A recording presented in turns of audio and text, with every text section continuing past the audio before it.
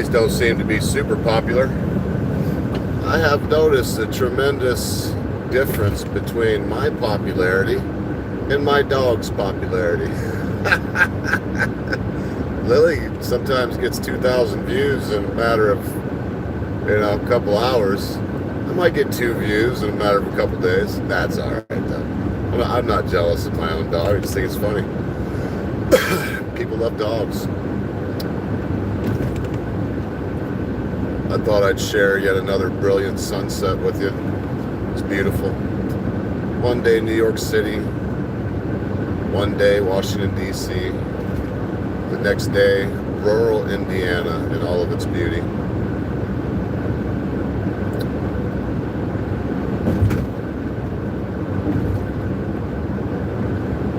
I don't have a lot to say. I mean, it seems like some important person or some famous person was indicted today, but I don't know, whatever. I only know that because I was sitting in the happy chair at Planet Fitness and I was being force-fed. I think it was CNN or something. It was one of them, Fox, CNN, TMS, whatever, talking head, mealy-mouthed moron, just spewing out whatever his producer tells him to so they can sell you more Viagra and jibbity-jabbity. And yes, they sold you the jibbity-jabbity if you're wondering. It was free? No, it wasn't free. So I think it was over $180 per bango. And that was all footed by you if you have a job as I do. And if you work for a living, if you understand if you're on the dole, and it costs you nothing, I guess. It costs you something, though, because you're on the dole and your life must suck. There's no way that being on the dole would ever compare with being free and independent. I love independence. That's why when I wanted to get back to work, I didn't choose to try to get into ministry or anything else that I've done. I chose to come back on the road. The feeling of freedom, the honest sense of being your own master, even beyond, it doesn't matter. Even if you work for someone else and drive their truck, you still get that feeling of, you're your own master out here.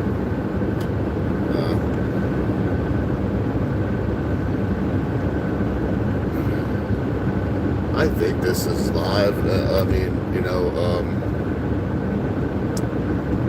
What I mean to say is I do believe that I have this set to public. I hope I do. Whatever.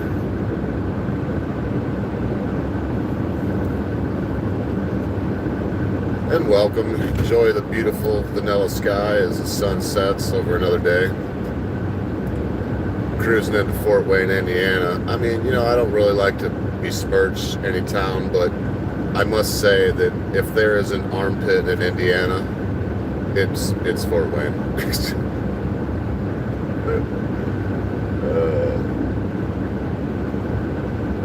It honestly is just.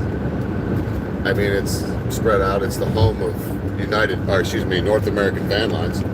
I used to work for them. Just have to go there all the time, and it's a dismal, very spread out malaise of a city. You can feel the lethargy in the air, like people that I'm sure there's some people that live in Fort Wayne that just wake up every day and go, oh, thank goodness I live in Fort Wayne. But I'm gonna guess biasly that the vast majority of them wake up and go, oh man, I thought this was a nightmare. Yet again. Oh boy. So I don't know. I don't want to be controversial, so I'm endeavoring to not be. But I'll never censor myself. By that I mean, I might choose not to use a bunch of swear words. It's just because it makes me sound dumb. That's not self-censorship, that's self-moderation. And I do believe it's different. Censorship is when you change the meaning of what you say, or what you want to say. It's where you change the ethos, the ethical, the foundational, solid part of what you're going to say. And let's face it, in our world, it is seeming to be this strange left-right paradigm, dichotomy, whatever you want to call it. And It's just one of the issues I have with it is anyway. What can I even say right now? I don't know. It seems like politics are there to confuse people, to split people apart, to make problems where there would be no problems. I would go so far as to say if every bureaucracy in the entire world, so I mean most people know what a bureaucracy is. The FBI is a bureau, so is the ATF, so is the DHS, so is the IRS. So I mean, going on. So is the NSA. So is the CIA. So is NASA. NASA. I mean, all of those are bureaus, and they're full of bureaucrats. That it doesn't matter the revolving door at the top. Senators can be there for seemingly forever. I mean, Feinstein just got out. She has been in there my entire life. 48 years old. There's I guess a revolving door. There is a revolving door, but the senators seem to stay. But they're the problem. The politicians do change, though. The bureaucrats, they don't change. They stay there. They go from one administration to the other. No worries usually about their job or whatever. They know they're going to have it. They know that no one is going to take it from them. Well, folks, you can see the last dwindling embers of Old Soul dying out in the West. And you think of the countless millennia that ball of fire has been there as the planet hurtles through the cosmos at unthinkable speeds. When you're sitting there in the pensive moments in your own home and in your easy chair, possibly watching a sunset stream with the ogre, it seems as though everything is still and at peace and at rest, but nothing in this wide universe is at rest. Everything is in constant motion. Even you, dear watcher, are in constant motion. Your heart is pumping. The blood vessels are contracting and relaxing. Your mind is constantly thinking, whether you know it or not. You're constant motion.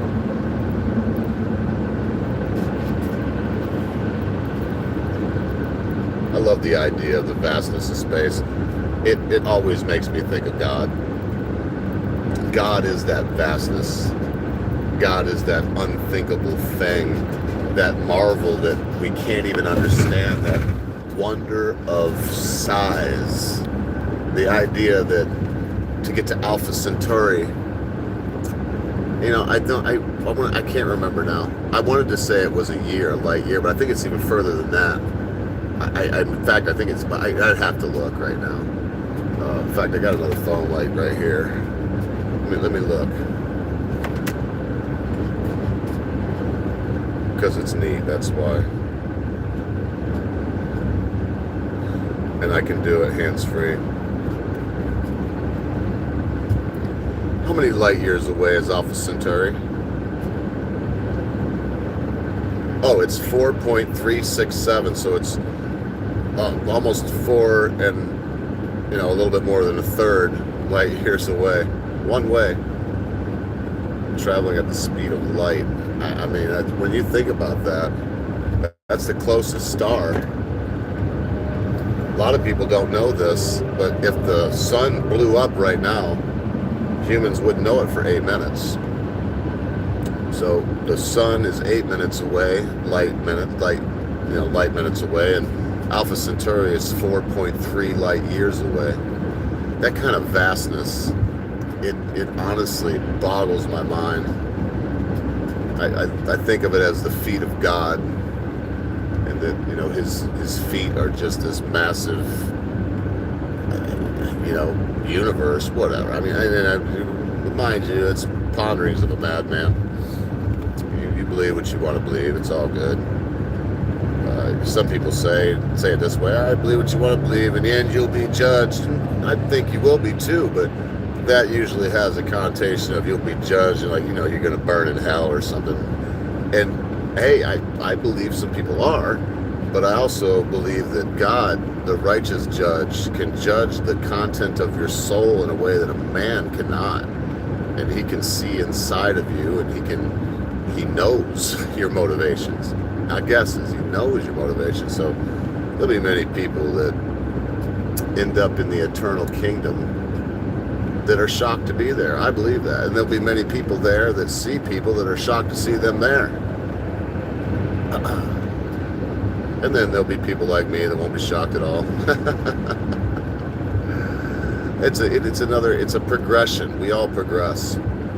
You progress through life. You start on your mother's breast. You progress to, some baby food, some mashed up carrots, maybe some taters. Then maybe put a little mashed up meat in there. And as you get older, you get teeth, and you learn to talk, and everything progresses. Your mental acuity, your digestive faculties, the function of everything. And of course, it comes because of the second law of thermodynamics.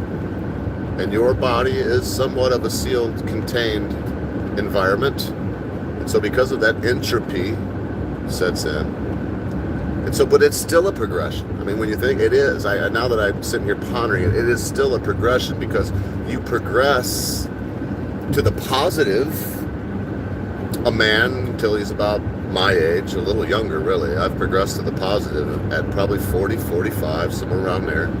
And now I will progress back to a state of infantile helplessness, if I am so lucky to live that long. Some people would say not so lucky, and really, to be honest, I would be among those. I don't relish the thought of someone wiping my old wrinkled bottom and, washing my disgusting nuts and penis, whatever. I mean, I just put too fine a point on it. But that's it. I mean, all of this is to say that everything, even old soul there in the sky, has a point of ending, a point of beginning, and a point of ending. Even these things like the mountains, the young Rockies that have been here a short time, heaved up, and the old Smokies, you can see them beaten and battered with wind and rain and time. Because time is master of all but God. God is the only thing outside of time. God is eternal. He dwells yesterday, today, and tomorrow. He is here 10 trillion years ago, and he is here 10 trillion years in the future. This is the God I serve. People say, Sky Daddy. Hey, call him what you want. Do whatever you want. But much like Crom, my God looks down on you with contempt when you say those things, and that's fine. He gave you what you needed at birth, and it is up to you to use those things that he gave you, to choose the righteous path, to accept that you can't save yourself, that only this God-man that the God sent to take your place could save you. All right, I think I just proselytized. Dag-nabbit Lily, how would you let me do that, Lily dog? She's supposed to keep an eye on me, and if I start to proselytize, technically, she's supposed to say, hey, master of mine, would you please stop that? Some people don't want to hear a bunch of stuff about religion. Very amazing how much light this camera is showing up there. It's actually, the sky is pretty dark. It also washes out the colors quite a bit. Over there to the left is actually still pretty pink. It's beautiful. Like Effie's hair in the Hunger Games. I'm getting closer to my destination now. I think when I get there, I might pop the Hunger Games on. Give it a go. Yeah, give it a go. Remember, it's like they say give it a go in England, and then I watch this guy, Mike, on a channel called That Chapter, I believe. Not Next Chapter, I think it's That Chapter. Might be Next Chapter, whatever. He's a true crime guy, very popular on YouTube. Welcome to Indiana. All the birds fly upside down in Indiana. because there's nothing here crapping on. Oh, man, that's for my dad. He was from Willard, Ohio, and there's a pretty good rivalry between Ohio, Michigan, and Indiana. It goes on. All right, well, maybe someone will enjoy this later, maybe someone won't. In the end, you gave me someone to talk to. Hopefully you show up. I'm gonna load up my Dr. Graybo with a little bit of this golden leaf I got in Kentucky. Pretty good tobacco. I don't smoke flavored tobaccos like Cavendish and all that stuff, cherry, blend, or whatever. I don't smoke those. I smoke straight up tobacco, unflavored. I want the flavoring to come from the tobacco, from the age, the different burley or whatever. I want it to come from that. You get a little Connecticut shade grown mixed with burley, which I believe this is. It's very good, very flavorful. And I don't inhale the smoke, but I'll tell you what, you enjoy a pipe, and you puff on that pipe. I get to thinking while I'm driving, I get to puffing on it furiously. I realize that, I'll go through a bowl, and a couple minutes, the pipe actually gets kind of warm. And when I smoke a bowl in a couple minutes, boy, oh boy, you're not going to go to sleep. And you get that buzz for a good, 30, 40 minutes. And what I do is I knock it out the window. I hold the bowl's stem toward the wind, and it'll just blow the stuff right out of the bowl, whatever's left, and I'll thumb another one in there. Just like, Sherlock Holmes used to encounter two-pipe problems. There'd be a two-pipe mystery where he had to sit down and get out his leather slipper and pack his beloved bowl to the brim twice and puff it down to get that inspiration and clear his mind. I'm not encouraging anybody to use tobacco, but I want to say this. I was in New York City, in Soho. Man, I met some really cool people in Soho. And there was a gentleman there selling cigarettes, Newports, $1 a piece for a single cig, Newports. And the reason he's selling for $1 a piece is because at the store, they're $16 a pack. He's only making $4 a pack, but in the very short time that I sat there, and I'm talking about 3 minutes, he sold about 8 cigarettes. So at that rate, he's selling a carton at, an hour, so it's $40 an hour. And I'd say he's selling more than that, probably more like 2 cartons an hour. And so the guy is, an entrepreneur, minor genius. I know it's illegal, but give me a freaking break, man. When did we get to be such pussies? You got to make everything. It's like, listen, if I have the money and I can build an inn and put rooms in it, should nobody come around and tell me how it's built? If it falls down, I'm liable for anybody that got hurt, okay? If people don't like my rooms, they don't have to come and stay in them. I should be able to make my own liquor, serve it to my guests, make my own wine, beer, food, whatever, serve it to my guests. None of that. Now, if somebody gets sick from it again, I'm liable for it. That's how you do it. This is we do not live in a capitalist society. Never think it. Not even close. Because capitalism says the market will determine. That means if you want to put up a whorehouse, you need to ask the local fathers. But if there's no ordinance against it, and if people say, "Well, they put up away," maybe. But I do believe in local law. Hey, I'm rambling. Oh, it's dark now. I cannot believe that. I just glanced at the camera. I can't believe that this still shows the sky light, because it is not. You can actually see the pool of light from my headlights. And it's fairly dark right now. Well, folks, if you forget everything else I said tonight, it's probably wise that you do so. Don't forget this. Let me see. Lily wants to say it this time. Lily wants to be the one to say goodbye here. Be good to your friends. Be good to your family members. Be good to your loved ones. Be quick to say you're sorry.